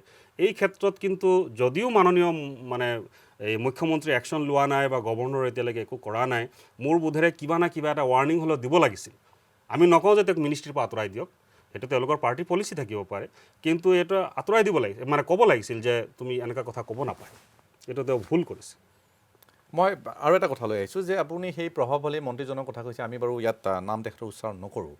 কিন্তু তেখেতৰ বহুকেইটা গুৰুত্বপূৰ্ণ দপ্তৰ আছে আৰু আপোনালোকৰ সমষ্টিৰ যদি উন্নয়নৰ কথা ভাবে তেখেতৰ সৈতে আপোনালোক যোগাযোগত থাকিব লাগিবই আমি সমষ্টি উন্নয়নৰ ক্ষেত্ৰত আপোনালোকৰ কিবা বাধা পায় নাই চাওক তেওঁলোকৰ যিহেতুকে ৰুলিং পাৰ্টি সদায় বেছি প্ৰিফাৰেঞ্চ পাব এইটো আৰু বেয়া পাই লাভ নাই এইটো গণতন্ত্ৰ সহ্য আৰু ধৈৰ্যৰ খেলা আপুনি সহ্য অলপ কৰিব লাগিব ধৈৰ্য অলপ ধৰিব লাগিব এতিয়া আমি অপজিশ্যনত আছোঁ আমি সহ্য আৰু ধৈৰ্য কৰি আছোঁ গতিকে যদি আমি ৰুলিঙত আহোঁ আমি বা কি কৰোঁ গতিকে তেওঁলোকে বিজেপিয়ে 1980ত বিজেপি ফৰ্ম হৈছে তাৰ আগত 53ত ভাৰতীয় জনসংঘ আছিলে তাৰ পৰা আহি মাজতে কেইটামান দিন তেওঁলোকে 3 বছৰমান জনতা পাৰ্টি হৈ আছিলে এতিয়া আহি ফাৰ্ষ্ট টাইম বিজেপিয়ে অসমত চৰকাৰ কৰিছে গতিকে ডেফিনেটলি বিজেপি অলপ কাম তেওঁলোকৰ ৱৰ্কাৰক তেওঁলোকৰ MLAক তেওঁলোকৰ MPক বেছি দিবই সেইটো বেয়া পাই লাভ নাই সেইকাৰণে মই কৈছোঁ সহ্য আৰু ধৈৰ্য বিশেষকৈ বিধানসভাত যিটো দেখা যায় বিধানসভাৰ ভিতৰত যিটো ধৰক বাক বিতণ্ডা বা সাধাৰণ জনতাই এই ধৰণৰ ভাবোঁ যে এখেতসকলৰ মাজত আৰু কেতিয়াও মাতবোল নহ'ব শাসক আৰু বিৰোধীৰ মাজত কেতিয়াও মাতবোল নহ'ব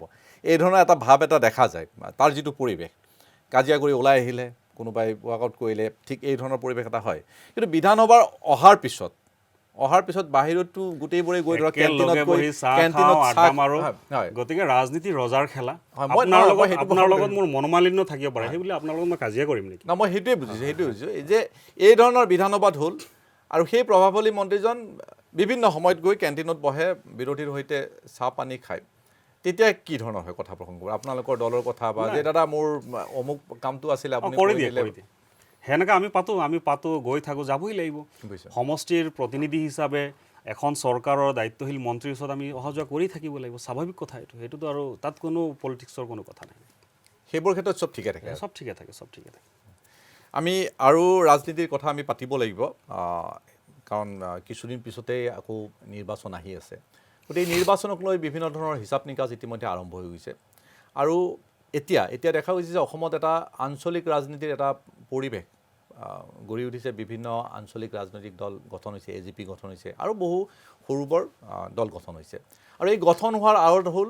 কা আন্দোলন আৰু এই কা আন্দোলন কাৰ বিৰুদ্ধে কংগ্ৰেছ AUDFকে আদি কৰি যিমানবোৰ আঞ্চলিক দল নতুনকৈ গঠন হৈছে তেওঁলোকেও সুপ্ৰিম কোৰ্টত কেছ কৰিছিলে সেই কেছ এতিয়াও চলি আছে কিন্তু গোটেইবোৰ কিন্তু কাৰ ভিত্তিত আন্দোলন হৈ উঠিল কাৰ ভিত্তিত আপোনাৰ দল গঠন হ'ল কিন্তু সকলো একত্ৰিত হৈ কিন্তু এতিয়াও যিটো মহাগঠবন্ধনৰ এটা প্ৰসংগ উলিয়াইছে AUDF বা কংগ্ৰেছে তাত কিন্তু লগ হ'ব পৰা নাই গতিকে অনাগত নিৰ্বাচনত আপোনাৰ সফল হ'ব পাৰিব বুলি ভাবেনে এই ধৰণৰ পৰিৱেশটো বহুত এটা গুৰুত্বপূৰ্ণ প্ৰশ্ন আপুনি মোক সুধিলে কথাটো এইটো উত্তৰটো দিতে অলপ সময় লাগিব নিশ্চয় আপোনাৰ চাওক politics to game of numbers মই বাৰে কৈছোঁ 2014 চনত যেতিয়া নৰেন্দ্ৰ মোদী ডাঙৰীয়াই চৰকাৰ কৰিলে আচ্ছে দিনৰ কথা কৈ আপুনি যদি ডাটা চাই ফেক্টছ ফিগাৰ চাই ইলেক্টৰেল ফেক্টছ ফিগাৰ মই ডেভেলপমেণ্টৰ কথা কোৱা নাই 14 চনৰ পৰা 19 চনলৈকে 27টা পাৰ্লিয়ামেণ্টাৰী চিটত বাই ইলেকশ্যন হৈছে বিজেপিয়ে মাত্ৰ 5টাত জিকিছে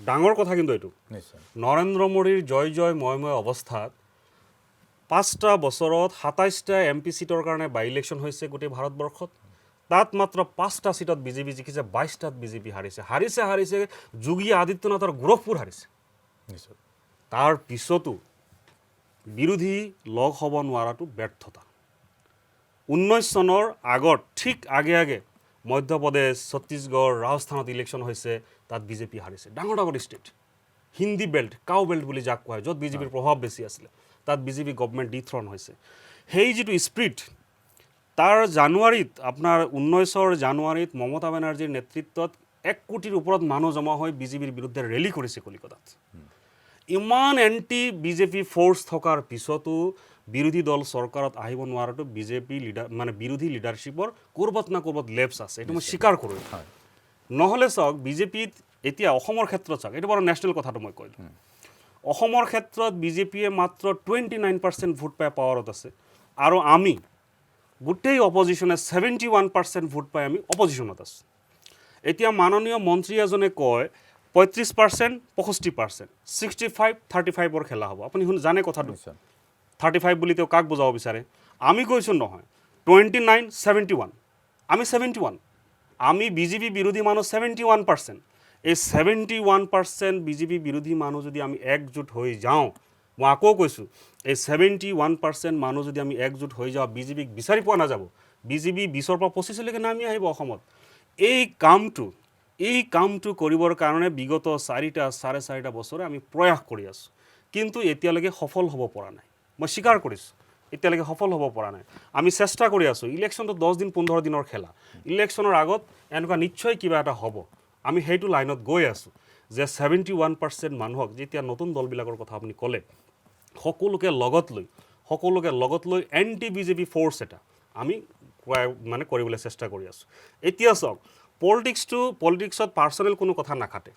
ধৰি লওক আপুনি BJP কৰে, আপোনাক মই বেয়া নাপাওঁ, আপোনাৰ BJP কৰাৰ ৰাইট আছে, কিন্তু যিহেতুকে আমিও এটা পাৰ্টি কৰোঁ, কিন্তু আপোনাক ক্ষমতাচ্যুত কৰাৰ অধিকাৰো আমাৰ আছে। নিশ্চয় সেই ডেম'ক্ৰেটিক মাইণ্ডছেটত যাব লাগিব, কোনো আক্ৰোশমূলক মনোবৃত্তিৰে নহয়। এতিয়া এটা BJPয়ে এটা কনচেপ্ট দি আছে কি যে নৰেন্দ্ৰ মোদী, অমিত শ্বাহ য'ত যায় তাতে জিকে। ভুল কনচেপ্ট, একদম ভুল কনচেপ্ট। ভাৰতবৰ্ষত আপোনাৰ এতিয়া 28খন ৰাজ্য আছে। জম্মু কাশ্মীৰৰ যেতিয়া ষ্টেটহুড কাটি দিলে 29 পৰা নামি 28 ওলাই আহি গ'ল। 28খন ৰাজ্য আছে। দিল্লী আপোনাৰ ইউনিয়ন টেৰিটৰী, আপোনাৰ ইলেক্টেড গভৰ্ণমেণ্ট আছে। Pondicherry union territory elected government আছে। তাৰ মানে ফুল ফ্লেজেড 28 আৰু হাফ হ'ল 2, 30খন ৰাজ্যত চিফ মিনিষ্টাৰ থকা ৰাজ্য আছে 30খন। এই 30খন চিফ মিনিষ্টাৰ থকা ৰাজ্যৰ ভিতৰত 15খনত নন BJP গভৰ্ণমেণ্ট। ডাঙৰ কথা এইটো কিন্তু কোনো প্ৰচাৰ নকৰে যে BJPয়ে 30খনৰ ভিতৰত 15খনত নন BJP গভৰ্ণমেণ্ট। আৰু এটা কথা আপোনাক ডাটা মই দেখুৱাওঁ, BJPয়ে অকলে শাসন কৰিছে মাত্ৰ 7খন ষ্টেটত। BJP অকলে শাসন কৰি আছে আউট অফ দিছ 30, মাত্ৰ 7খন ষ্টেটত। তাৰ ভিতৰত আপোনাৰ মধ্যপ্ৰদেশ আৰু আপোনাৰ কৰ্ণাটকা, এইবিলাকত কিন্তু তেওঁলোকে ভোট পোৱা নাছিলে, ইলেকশ্যনত জিকা নাছিলে। তেওঁলোকে ডিফেকশ্যন কৰাই, কংগ্ৰেছৰ MLA জইন কৰাই, বাই ইলেকশ্যন খেলাৰ পিছতে তেওঁলোকে চৰকাৰ কৰিছে। মানে ডিফেক্ট গভৰ্ণমেণ্ট তাত তেওঁলোকে বনাইছে এই 7খনৰ ভিতৰত। এই 7খনো তাত আছে। তাৰপিছত আপোনাৰ BJPয়ে আপোনাৰ আৰু 5খন ষ্টেটত BJPৰ চিফ মিনিষ্টাৰ আছে, কিন্তু তেওঁলোকৰ এলায়েন্স আছে, যেনেকৈ আমাৰ অসমত এলায়েন্স আছে। সেনেকৈ আপোনাৰ খালি এক্সেপশ্যন হ'ব কি, লাৰ্জেষ্ট পাৰ্টি বিহাৰত BJP আপোনাৰ এলায়েন্সৰ ভিতৰত লাৰ্জেষ্ট, গোটেই ৰাজ্যত লাৰ্জেষ্ট নহয়। চিফ মিনিষ্টাৰটো তেওঁলোকে বেলেগক দিছে। আৰু আপোনাৰ মেঘালয়ত মাত্ৰ 2জন MLA BJPৰ, তাত তেওঁলোকে চৰকাৰত আছে। আপোনাৰ নাগালেণ্ড তেওঁলোক জুনিয়ৰ পাৰ্টনাৰ। গতিকে BJP খুব একটা ডাঙৰ কিবা কৰিছে সেনেকুৱা নহয়। BJPয়ে অকলে চৰকাৰ চলাইছে মাত্ৰ 7খন ষ্টেটত, লগত চলাই আছে আপোনাৰ 5খন ষ্টেটত য'ত মানে সহযোগী আছে। আৰু আপোনাৰ নীতিশ কুমাৰৰ এক্সাম্পলটো মই দিলোঁ, মেঘালয় নাগালেণ্ডৰ কথা দিলোঁ। এই 15টা ষ্টেটত BJPৰ বিৰুদ্ধে চৰকাৰ আছে। বাকী 15টাৰ হিচাপটো এইটো, বাকী 15টাৰ মাত্ৰ 7খনতহে BJP অকলে আছে। গতিকে যদি নেশ্যনেলি এটা ফ'ৰ্চ হয়, BJP বিচাৰি নাপায়। নাম্বাৰ 1, এতিয়া BJP নেশ্যনেলি ভোট পাইছে 34%, 66% BJPৰ বিৰুদ্ধে ভোট মাৰিছে। ইয়াৰ আগত BJPৰ নেশ্যনেল ভোট আছিলে 31%, 69% মানুহে BJPৰ বিৰুদ্ধে ভোট মাৰিছে। মোক কথাটো ক'বলৈ দিয়ক। গতিকে অসমৰ ক্ষেত্ৰত নেশ্যনেলটো পাহৰি যাওক, 24তে পাৰ্লিয়ামেণ্ট ইলেকশ্যন আছে। এতিয়া 21ৰ ক্ষেত্ৰত যদি কংগ্ৰেছৰ লিডাৰশ্বিপত, আমি সৰু পাৰ্টি, আমি মানিব লাগিব, আমাৰ আইডেণ্টিটিটো সৰু, আমি এটা লিমিটেড এৰিয়াত আছোঁ, আমি সৰু পাৰ্টি। কংগ্ৰেছ এটা ডাঙৰ পাৰ্টি, মানিছোঁ কংগ্ৰেছৰ অলপ আপদ বিপদ চলি আছে। এইটো প্ৰত্যাহ্বান হিচাপে তেওঁলোকে ল'ব লাগিব, চাৰেণ্ডাৰ নহয়, আত্মসমৰ্পণ নহয়। প্ৰত্যাহ্বান হিচাপে লৈ যদি তেওঁলোকে আমাক লয়, CPI CPMক লয়, যিবিলাক নন BJP ফ'ৰ্চ এতিয়া ৰাইজৰ দল আছে, জাতীয় পৰিষদ হৈছে, তেওঁলোকে যে খুব কিবা এটা কৰিব পাৰিব সেনে নহয়, নিজৰো অলপ প্ৰভাৱ আছে। এইবিলাক লৈ যদি এটা আমব্ৰেলা টাইপ ষ্ট্ৰাকচাৰ যদি বনোৱা যায়, ছাতি সদৃশ যদি এটা ষ্ট্ৰাকচাৰ বনোৱা যায়, লিডিঙত যদি কংগ্ৰেছ এটা ছেকুলাৰ ফ'ৰ্চ কংগ্ৰেছ যদি থাকে, মই ভাবোঁ BJPক পৰাজিত কৰাটো সম্ভৱ। কিন্তু কংগ্ৰেছৰ বৰ্তমানৰ যি নেতৃত্ব, সেই নেতৃত্বক লৈ আপুনি আশাবাদী নে যে তেওঁলোকে কৰিব পাৰিব বুলি আপুনি ভাবেনে? সেইটো কংগ্ৰেছৰ ভিতৰুৱা কথা। মই তথাপি এইকাৰণে মই ভিতৰুৱা কথা হ'ব পাৰে, কিন্তু যিহেতু আপোনালোকে মিত্ৰতাৰ কথা আপোনালোকৰ সভাপতি বদৰুদ্দিন আজমলে বাৰম্বাৰ কৈছে যে আমাৰ মিত্ৰতা হ'ব বা সেই ধৰণৰ ইংগিত দিছে, গতিকে সেই ক্ষেত্ৰত সেই দলটোৰ আপুনি ভিতৰ চোৱাত নিশ্চয়কৈ ধৰিব লাগিব বা গম পাব লাগিব। আপুনি দাদা যদি হিষ্ট্ৰী চাই, ইয়াতকৈ বেয়া অৱস্থাও কংগ্ৰেছত গৈছে। ইন্দিৰা গান্ধীৰ সময়তো গৈছে। ইন্দিৰা গান্ধী নিজে হাৰি গৈছে। ইন্দিৰা গান্ধী নিজে হাৰি গৈছে। তাৰ 3 বছৰ পিছত আকৌ প্ৰাইম মিনিষ্টাৰ হৈ গৈছে। আপোনাৰ 83, 85ত কংগ্ৰেছৰ যি অৱস্থা আছিলে, কোনে ভাবিছিলে যে 91ত কংগ্ৰেছ আকৌ আহিব? গতিকে কংগ্ৰেছৰ একদম খুব বেছি কিবা ক্ষতি হৈ গৈছে সেইটো নহয়, ন' ডাউট, স্বীকাৰ কৰিব লাগিব। আপোনাৰ অলপ আপদ বিপদ তেওঁলোকৰ চলি আছে। মই আকৌ কৈছোঁ, এইটো তেওঁলোকে আত্মসমৰ্পণ নহয়, প্ৰত্যাহ্বান হিচাপে যদি লয়, আপোনাৰ কংগ্ৰেছৰ যিসকল ফেচ আছে, এতিয়া APCC প্ৰেচিডেণ্ট ৰিপুণ বৰা আছে, আমাৰ leader of the opposition Debabrata Saikia আছে, শইকীয়া আছে। আপোনাৰ প্ৰদ্যুৎ বৰদলৈ আছে MP, আপোনাৰ লগতে গৌৰৱ গগৈ উঠি আহিছে। এই 4-5জন নেতৃস্থানীয় মানুহ যদি একেলগে বহি এটা কালেক্টিভ লিডাৰশ্বিপত যায় আৰু নন বিজেপি পলিটিকেল ফ'ৰ্চ যিবিলাকত 71% ভোট আছে, হায়েষ্ট ভোট আছে, এইখিনি যদি তেওঁলোকে চাওক, পলিটিক্সটো পলিটিক্স হিচাপে ভাবিলে নহ'ব, পলিটিক্সটো মেথমেটিক্স হিচাপে ভাবিব লাগিব, অংক হিচাপে ভাবিব লাগিব। এই অংকটো যদি তেওঁলোকে কৰে, মই বিশ্বাস কৰোঁ 1 মাহ 1.5 মাহৰ ভিতৰত অসমৰ পলিটিকেল চিনাৰী চেঞ্জ হৈ যাব। সেই অংকৰ কথাই কৈছোঁ যে যদি মই কওঁ যে অংকৰ কথা যদি কওঁ তেতিয়াহ'লে বাহ্যিক দৃষ্টিৰ পৰা আমি যিটো দেখিছোঁ বিজেপি কিন্তু খুব আপোনাৰ ভাষাত তেওঁলোকে অংক কৰি কিন্তু আগবাঢ়িছে প্ৰতিটো ক্ষেত্ৰত, তৃণমূল পৰ্যায়ৰ পৰা ওপৰলৈকে তেওঁলোকে অংক কৰিছে। আৰু তাৰ বিপৰীতে কংগ্ৰেছৰ কথা যদি ক'ব যাওঁ, কাৰণ আপোনালোকে কংগ্ৰেছৰ নেতৃত্বত এখন মিত্ৰজোঁটৰ চৰকাৰৰ কথা কল্পনা কৰিছে, কিন্তু কংগ্ৰেছৰ মই আজিৰ ডেটত দেখিছোঁ যে আৰু হাতত খুব বেছি 2 মাহ আছে। গতিকে এই 2 মাহলৈ তেওঁলোকৰ এই যিটো খামখেয়ালি, নেতৃত্বৰ খামখেয়ালি, এই মুহূৰ্ততো তেওঁলোকৰ অজন্তা নেওগৰ দৰে প্ৰাক্তন মন্ত্ৰী মোটামুটি কংগ্ৰেছৰ সময়ত তেওঁৰ এটা ভাৱমূৰ্তি আছিলে, তেনেকুৱা নেত্ৰী ওলাই আহিছে, তেওঁ ধৰি ৰাখিব পৰা নাই। আৰু এই গোটেইবোৰ বিষয় মই ভিতৰুৱাকৈ আমি যিমানবোৰ খবৰ পাইছোঁ যে তেওঁলোকৰ নেতৃত্বৰ খোৱা কামৰা কোনোবা অপজিশ্যনৰ লিডাৰ হ'ব লাগে, অপজিশ্যনৰ লিডাৰক লৈ তেওঁলোক সন্তুষ্ট নহয়, সভাপতিক লৈ সন্তুষ্ট নহয়। এই খামখেয়ালিবোৰ নতৰাৰ কাৰণে তেওঁলোকৰ মানুহবোৰ ওলাই আহিব ধৰিছে আৰু বিজেপি তাৰ মুনাফা লৈছে বা যিটো বিজেপিৰ অংক সেই অংকত আগবাঢ়ি গৈছে। গতিকে আপুনি ভাবেনে যে এতিয়া তেওঁলোকে সেই ধৰণৰ অংক কৰি পেলাই আগবাঢ়িব পাৰিব, যাক ভৰসা কৰি আপোনালোকে মিত্ৰজোঁটৰ চৰকাৰৰ কথা ভাবিছে? আপুনি যিটো কথা ভাবিছে মই যদি উল্টাকৈ ভাবোঁ, অজন্তা বাইদেউৰ উদাহৰণ আপুনি দিছে, মই লিডাৰশ্বিপলৈ আহিম, এইটো তেওঁলোকৰ ভিতৰুৱা কথা। অজন্তা বাইদেৱে কংগ্ৰেছৰ পৰা কি পোৱা নাই? 20টা বছৰ কংগ্ৰেছে, সেইটো কংগ্ৰেছে কৈ আছে, মই ক'ব নালাগে, আপুনি নামটো আনিছে কাৰণে মই কৈছোঁ, 20টা বছৰ তেখেতক কংগ্ৰেছে MLA বনালে, 15টা বছৰ কংগ্ৰেছে তেওঁক মন্ত্ৰী বনালে, আৰু মন্ত্ৰী PW লিখীয়া ডিপাৰ্টমেণ্ট তেওঁক দিছে। কি পোৱা নাই অজন্তা বাইদেৱে? ভুৱনেশ্বৰ কলিতা কংগ্ৰেছ এৰি গুচি গৈছে, মুখ্যমন্ত্ৰীৰ আসনখনৰ বাহিৰে ভুৱনেশ্বৰ কলিতাই চব পাইছে, ৰাজ্যসভাত চিফ হুইপ পাইছে, ইয়াত APCCৰ প্ৰেচিডেণ্ট পাইছে, ইয়াত ইণ্ডাষ্ট্ৰী মিনিষ্ট্ৰী পাইছে, সেইবিলাক মানুহ গুচি গৈছে। এইটো আপুনি কংগ্ৰেছক গালি পাৰিব নে সেই মানুহবিলাকক স্বাৰ্থপৰ বুলি ক'ব? আপুনি কি পোৱা নাই? মই বুজিছোঁ তেওঁলোক স্বাৰ্থপৰ, মই অজন্তা নেওগৰ কথা বুজিলোঁ, ৰাজ্যসভাত এতিয়া চাওক ভুৱনেশ্বৰ কলিতা যিগৰাকী ব্যক্তিয়ে কংগ্ৰেছৰ দৰে এটা দলক ৰাজ্যিক পৰ্যায়ত তেওঁ নেতৃত্ব দিয়েছিলে, সভাপতিৰ আসন অলংকৃত, ৰাজ্যসভাত চিফ হুইপ সেই ধৰণৰ ব্যক্তি এজনক বিজেপি আনিব পাৰিছে বা বিজেপিলৈ তেওঁ আকৰ্ষিত হৈছে, অৰ্থাৎ ক'ব পাৰি দল এটাৰ মূল মানুহজনেই আকৰ্ষিত হৈছে বিজেপি দললৈ। গতিকে সেইফালৰ পৰা মই কৈছোঁ, গতিকে সেই দলটো আজিৰ তাৰিখত তেওঁলোকৰ নেতৃত্বৰ সমস্যা নহয় জানো এই গোটেই বিষয়বোৰ? বাবু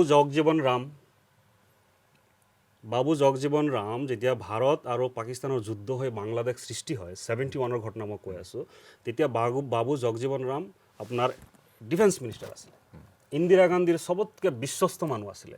আৰু 1946ত যেতিয়া জৱাহৰলাল নেহৰুৰ নেতৃত্বত ইণ্টাৰিম গভমেণ্ট হয়, দেশ স্বাধীন হোৱাৰ 1 বছৰ আগত, তেতিয়া চবতকৈ য়ংগেষ্ট কেবিনেট মিনিষ্টাৰ এজন আছিলে বাবু জগজীৱন ৰাম। ইমানখিনিলৈকে বাবু জগজীৱন ৰামক কংগ্ৰেছত দিছিল। দিয়াৰ পিছত সেই বাবু জগজীৱন ৰামো কিন্তু যে ইন্দিৰা গান্ধী হাৰাৰ পৰিৱেশটো দেখিলে 77ত, তেওঁ ওলাই গৈ কংগ্ৰেছ ফৰ ডেমক্ৰেচিক ফৰাম বুলি এটা পাৰ্টি বনালে, CDF। সেই বাবু জগজীৱন ৰামো কিন্তু আকৌ ঘূৰি আহিছে, গুচি গ'ল মাজতে, গুচি গৈ আপোনাৰ ডেপুটি প্ৰাইম মিনিষ্টাৰ হৈ গ'ল আপোনাৰ জনতা গভমেণ্টত। তাৰ পিছত এই যে আপোনাৰ মীৰা কুমাৰ, তেওঁৰ জীয়ৰী, পিছত আহি লেবাৰ মিনিষ্টাৰ হ'ল চেণ্ট্ৰেলত, আপোনাৰ লোকসভাৰ স্পীকাৰ হ'ল। গতিকে এতিয়া যিসকল মানুহ কংগ্ৰেছৰ পৰা বিজেপিলৈ গৈছে, মই আকৌ কৈছোঁ এইটো কংগ্ৰেছৰ ভিতৰৰ কথা, যিসকল মানুহ কংগ্ৰেছৰ পৰা বিজেপিলৈ গৈছে সেই মানুহবিলাকে কিন্তু ইয়াত থাকোঁতে চব পাইছে, এতিয়া দেখিছে যে পাৱাৰত নাই, সেইকাৰণে তালৈ গুচি গৈছে। কাইলৈ পৰহিলে কংগ্ৰেছ যদি পাৱাৰত গুচি আহে, এই মানুহবিলাক যে ইয়ালৈ শ্বিফ্ট নকৰিব, বাবু জগজীৱন ৰামৰ উদাহৰণটো দি মই আপোনাক ক'বলৈ চেষ্টা কৰিছোঁ। কাৰণ বাবু জগজীৱন ৰাম যেতিয়া দেখিছে যে কংগ্ৰেছ 77ত পাৱাৰত নাহে, তেওঁ গুচি গ'ল, আকৌ যেতিয়া পাৱাৰত আহিলে আকৌ গুচি আহিলে, এই মানুহখিনি যদি আকৌ ৰিটাৰ্ণ বেক নহ'ব তাৰ কোনো গেৰাণ্টি নাই। এই মানুহখিনি ক্ষমতাত থাকিব বিচাৰে। সাংঘাতিক পজিটিভ আপুনি, মই ভাল পাইছোঁ, কাৰণ ৰাজনীতিটো পজিটিভ হোৱাৰ খেল, কাৰণ কোনো ব্যক্তিয়ে নিগেটিভ হ'ব নিবিচাৰে ৰাজনীতিত। গতিকে আপুনি কংগ্ৰেছৰ আমি যিটো দেখি আছোঁ সেই নিগেটিভ বস্তুখিনিও আপুনি পজিটিভভাৱে লৈছে। হয়তো অনাগত ভৱিষ্যতত দেখা যাব যে প্ৰকৃততে খেলখন কি হয়। কিন্তু মই যদি কওঁ AJPৰ কথা কওঁ বা অন্যান্য যিসমূহ সৰু সৰু ৰাজনৈতিক দল এতিয়া গঠন হৈছে, তেওঁলোকৰ কিন্তু মিত্ৰতা কৰাৰ যিটো মহাগঠবন্ধনৰ কথা যিটো কনচেপ্ট আপোনালোকে উলিয়াইছে বা কংগ্ৰেছ UDFৰ ফালৰ পৰা আগবঢ়াইছে, সেইটোলৈ কিন্তু বিশেষ আকৰ্ষিত নহয়। যদি এই পৰিস্থিতি বাহাল থাকে তেতিয়াহ'লে আপোনাৰ যিটো গাণিতিক ধাৰণা, সেই গাণিতিক ধাৰণাৰ পৰা আপুনি কি কয় যে বিজেপি লাভান্বিত হ'ব নে অন্য কিবা এটা ফল হ'ব চাওক যদি মিত্ৰতা নহয় গোটেইবোৰ এতিয়া আপুনি যিটো প্ৰশ্ন সুধিছে মইতো জোৰ কৰি আপোনাক বুজাব নোৱাৰোঁ আৰু প্ৰশ্নটো ৰিলেভেণ্ট যুক্তিসংগত যুক্তি আছে প্ৰশ্নটোৰ আমি এই কথাটো বুজি পায়ে তেওঁলোকক অনুৰোধ কৰি আছোঁ হয় আপোনাৰ কথাটো আমি বুজি পাইছোঁ এগ্ৰী কৰিছোঁ মই ডিছএগ্ৰী কৰা নাই আপোনাৰ লগত আপোনাৰ কথাটো এগ্ৰী কৰিয়ে আমি তেওঁলোকক কৈ আছোঁ যে আমি যদি ছেপাৰেটকৈ খেলোঁ আমি অলপ পাম কংগ্ৰেছে অলপ পাব জাতীয় পৰিষদে অলপ পাব ৰাইজৰ দলে অলপ পাব আল্টিমেটলি ছেগ্ৰিগেট হৈ আমি বেলেগ ভাগ হৈ যাম বেনিফিটটো বিজেপিৰ হ'ব আমি কৈছোঁ যে আমাৰ মাজত যদি কিবা ধৰণৰ আকোৰগোজ মনোভাৱ আছে বাদ দিব লাগে বাদ দি এটা কমন মিনিমাম প্ৰগ্ৰাম বুজাবুজিৰ এটা কমন মিনিমাম প্ৰগ্ৰাম এটা বনাই ছিংগল এটা এজেণ্ডাত মাত্ৰ এটাই এজেণ্ডা অসমখনত সাম্প্ৰদায়িক মেৰু বিভাজন আমি হ'ব নিদিওঁ সকলোকে লৈ চলাৰ আমি প্ৰয়াস কৰিম বিজেপিক ক্ষমতাচ্যুত কৰিব লাগে বিজেপিয়ে অকল ধৰ্মৰ নামত কোনে কি খাব আপুনি কি পিন্ধিব সেইটো বিজেপিয়ে কয় মনত আছে আপোনাৰ 16 চনত যেতিয়া বিজেপি পাহাৰত আহিছে শনিবাৰে কি ড্ৰেছ পিন্ধিবলৈ তেওঁলোকে ক'লে আজিলৈকে পিন্ধে নেকি ছেক্ৰেটাৰীত যাওকচোন এতিয়া শনিবাৰে পিন্ধে নেকি অভিজিত লগত যাওকচোন পিন্ধে নেকি আপুনি আমি কৰা নাই প্ৰথমবাৰ যেতিয়া আহিছিলে সেইটো প্ৰটেষ্ট কৰিছিলে না এইটো গভৰ্ণমেণ্ট অৰ্ডাৰ মই বিজেপিৰ গভৰ্ণমেণ্ট অৰ্ডাৰ কথা কৈ আছোঁ যে জাতীয় পোছাক পৰিচ্ছদ পিন্ধিব লাগিব হয় পিন্ধিব লাগিব কিন্তু এইটো ফ'ৰ্চ কৰিব নোৱাৰে নহয় আপুনি এতিয়া ক'ত মানে নেকি মন্ত্ৰীবিলাকে পিন্ধি যায় নেকি জনতা ভৱনত গতিকে কোনে কি পিন্ধিব কোনে কি খাব কাৰ লগত কোন বিয়া হ'ব লাভ জিহাদৰ নামত আইন বনাই আছে বিজেপিয়ে এই সিদিনা 150 IAS অফিচাৰে ইউ পি গভৰ্ণমেণ্টক চিঠি দিছে যে কি কৰি আছে আপোনালোকে এইবিলাক আৰু কোন IAS অফিচাৰ এই প্ৰাইম মিনিষ্টাৰৰ এডভাইজাৰ আছিলে সেইবিলাক মানুহ আপোনাৰ ফৰেন এক্সটাৰ্নেল এফেয়াৰ্ছ ছেক্ৰেটাৰী আছিলে ইমান ডাঙৰ মানুহে গভৰ্ণমেণ্টক কৈ আছে যে কি কৰি আছে আপোনালোকে সেই কামটো তেওঁলোকে অসমত কৰিব বিচাৰি আছে আপোনাক হিন্দু বনাই ৰাখিব মোক মুছলমান বনাই ৰাখিব মাজত ধৰি তেওঁলোকে শাসন কৰিব এই বস্তুটো যাতে নহয় সেইকাৰণে আমি কৈছোঁ যে Congress AIUDF left front CPI CPM যে খুব এটা গণভিত্তি আছে মই সেইটো নকওঁ কিন্তু মানুহবিলাকৰ আইডিঅ'লজি ষ্ট্ৰং তেওঁলোকে এটা দুটা চিট ক'ৰবাত জিকি যাব পাৰিব মোৰ হিচাপ আছে হাতত তাৰপিছত আপোনাৰ ৰাইজৰ দল জাতীয় পৰিষদ সকলোকে লগত লৈ যদি আমি এটা গ্ৰেটাৰ প্লেটফৰ্ম বনাওঁ তেতিয়াহ'লে আশানুৰূপ ফল আপোনালোকে নিশ্চয় পাব পুৰা পাম আমাৰ সময় প্ৰায় শেষে হৈ আহিল ৰাজনীতিত আপোনাৰ বয়স খুবেই কম কিন্তু খুবেই পৰিপক্ক আপোনাৰ বক্তব্য বা বিধানসভাত আপোনাৰ যিটো ভাষণ বা যি ধৰণৰ আপোনাৰ স্থিতি অতি পৰিপক্ক এজন ৰাজনীতিবিদৰ চৰিত্ৰ গোটেইখিনি আপুনি আয়ত্ব কৰিছে কম সময়ত মই শেষত আপোনাক আৰু এটা কথা মই সুধিব বিচাৰিছোঁ যিহেতু আপুনি অধিবক্তাও সেইফালৰ পৰা মই সুধিব বিচাৰিছোঁ যে বিভিন্ন সময়ত বিভিন্ন কথা উত্থাপন হয় এটা বিষয় বিশেষকৈ ৰাজনীতিবিদৰ ক্ষেত্ৰত খাটে বা কয় যে ৰাজনীতিবিদৰ এটা ন্যূনতম শিক্ষা থাকিব লাগে এটা ন্যূনতম শিক্ষাগত অৰ্হতা ধৰি দিব লাগে আৰু তেতিয়াহে তেওঁলোক বিধানসভা বা অন্যান্য উচ্চ সদনলৈ যাব পৰা ব্যৱস্থা থাকিব আপুনি এইটো সমৰ্থন কৰেনে আপোনাৰ প্ৰশ্নটো অযুক্তিকৰ নহয় কিন্তু যিহেতু গণতান্ত্ৰিক প্ৰক্ৰিয়াত সকলো মানুহে ইলেকশ্যন খেলাৰ অধিকাৰ আছে আৰু সেইকাৰণে মই এই সম্পৰ্কত একো নোকোৱাই